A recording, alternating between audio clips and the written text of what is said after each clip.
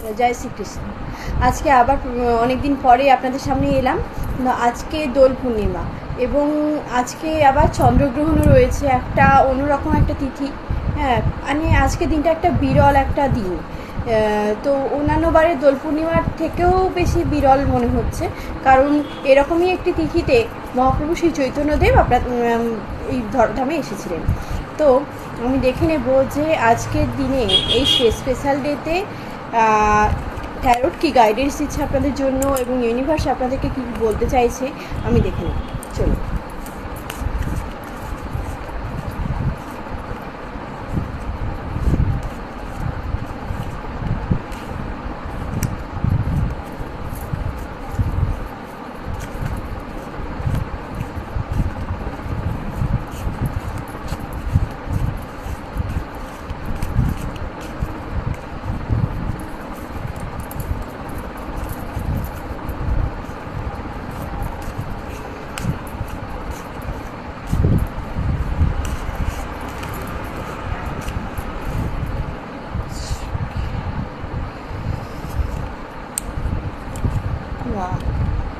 খুব ভালো কার্ড এসেছে, হায়ারফেন্ট কার্ড,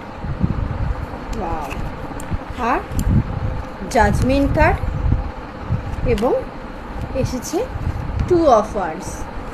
দেখুন, আপনাদেরকে ইউনিভার্স এটাই বলতে চেয়েছে যে আপনারা একটা আজকের একটা স্পেশাল দিনে আপনারা ভগবানের কাছে নিজেদেরকে ভালোভাবে সারেন্ডার করবেন এবং একটা সুন্দর একটা দিন, আজকের দিনটা খুব সুন্দর দিন। এবং কোনো কাজ, ধরুন কোনো কাজ আমি অ্যাপ্রুভাল হতে দেখতে পাচ্ছি।